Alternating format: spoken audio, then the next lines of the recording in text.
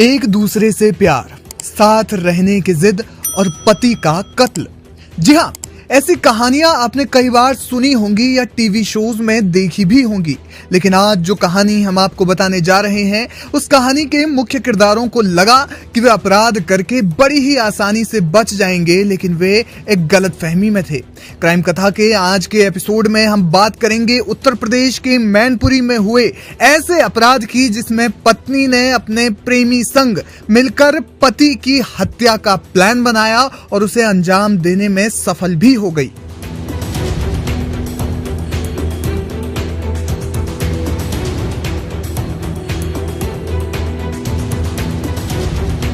दरअसल यूपी के मैनपुरी में एक महिला की अपने पड़ोसी के साथ पहले तो दोस्ती हुई। दोनों में धीरे धीरे बातें बढ़ी और प्यार हो गया।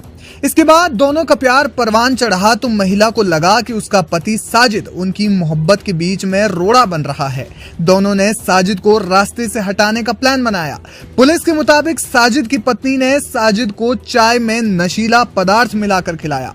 इसके बाद महिला ने अपने प्रेमी सुमित को बुलाया और वे दोनों साजिद को खेतों में लेकर गए। लेकिन खेत में जाते ही साजिद मदहोशी की हालत में आने लगा। इसके बाद सुमित ने उसके सिर पर किसी भारी हथियार यानी रिंच से हमला कर दिया, जिससे साजिद लगभग मूर्छित अवस्था में चला गया। इसके बाद दोनों ने खेत में फैले पुआल को इकट्ठा किया और पेट्रोल से साजिद को जिंदा जला दिया। लेकिन इस प्लान का एक और पहलू भी है। करीब 2 साल पहले भोला यादव पर साजिद की पत्नी के अपहरण और दुष्कर्म का मामला दर्ज हुआ था। पुलिस ने इस मामले में कार्रवाई भी की। ऐसे में साजिद की पत्नी ने प्लान बनाया कि अगर वो अपने पति को रास्ते से हटा भी देती है तो पूरा शक भोला यादव नाम के शख्स पर चला जाएगा, जिससे वो और उसका प्रेमी सुमित बच जाएंगे और आराम से प्रेम प्रसंग चलाएंगे। जब घटना हुई तो परिजनों ने आरोप भोला यादव पर लगाया भी, लेकिन पुलिस ने जब इस मामले में गहराई से पड़ताल की और मृतक साजिद की पत्नी के फोन की जांच की गई और कॉल डिटेल्स मंगवाई गई तो उसमें सारा खुलासा हो गया। साजिद की पत्नी के एक शख्स के साथ लंबी बातचीत के सबूत दिखाई दिए। इसके अलावा पुलिस को कुछ कॉल रिकॉर्ड्स भी मिले जो इस ओर इशारा करते थे कि यह मामला कुछ और ही है। पुलिस ने शक के आधार पर दोनों को हिरासत में लिया और जब सख्ती से पूछताछ की गई तो उन्होंने सारी सच्चाई उगल दी। बताया जा रहा है कि पुलिस ने एक कॉल रिकॉर्ड भी बरामद किया जिसमें वे साजिद की हत्या की बात कर रहे हैं। सुनिए इस मामले में एसपी गणेश प्रसाद साहा ने क्या कहा। एक जली हुई डेड बॉडी मिली थी और उसका नियमानुसार पंचायतनामा और पोस्टमार्टम की कार्रवाई की गई।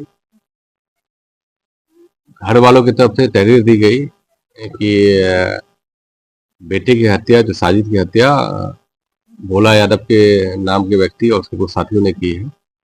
और जब हम लोगों ने इसकी पड़ताल की गई तो पहला तो ये पता चला कि इनके भोला यादव से पूर्व में भी किसी बात को लेकर मुकदमा हुआ था और उस मुकदमे के चलते कहीं ना कहीं एक रंजिश जैसी प्रवृत्ति दोनों के बीच में थी। रंजिश है, अभी है या नहीं ये तो हम नहीं कह पाएंगे, लेकिन जो परिवार और आसपास के लोगों का कहना था कि ये है। उसके बाद हम लोगों ने बहुत गहराई से क्षेत्राधिकारी, एडिशनल एसपी और थाना अध्यक्ष ने उसको पड़ताल किया। हमारी सर्विलांस टीम ने भी ये पाया है कि इसमें मृतक की पत्नी और जो एक लड़का सुमित है वो भी पड़ोसी है, दोनों के बीच में कई दिन पहले से बातचीत होती थी और इनकी दोस्ती बहुत प्रगाढ़ हो गई थी। दोस्ती इतनी अच्छी थी कि ये कहीं ना कहीं अपने जो मृतक की पत्नी है अपने पति को रास्ते से हटाना है या फिर कहे तो हत्या करने के का ही दिमाग में चल रहा था इनके। इस योजना के तहत पत्नी ने सुमित को कहा कि आप किसी भी तरह इसको हत्या कर दो और इन्हें पता था कि जब इसकी हत्या हो जाएगी तो सीधा का सीधा आरोप जो एक नामित अभियुक्त है उस पर चला जाएगा। इसी योजना के क्रम में पत्नी ने नशीले पदार्थ जैसे कि बताया, इन्होंने स्वयं बताया कि हमने चाय पे मिला खिलाया और बाद में सुमित सुमित चूंकि मृतक को भी जानता था, वो दोनों इसको साथ लेके, सुमित मृतक को साथ में साजिश को लेके खेत की तरफ गए। वहाँ थोड़ी वो बदहोशी की स्थिति में आया। तब ये मैकेनिक ही है सुमित, तो उन्होंने रिंच से उसके सिर पे वार किया, जहाँ वो अच्छे रूप से वो गिर गया। बाद में पेट्रोल और फॉसिल ऑयल की मदद से उन्होंने आसपास रखे पुआल से ये जला दिया बॉडी को।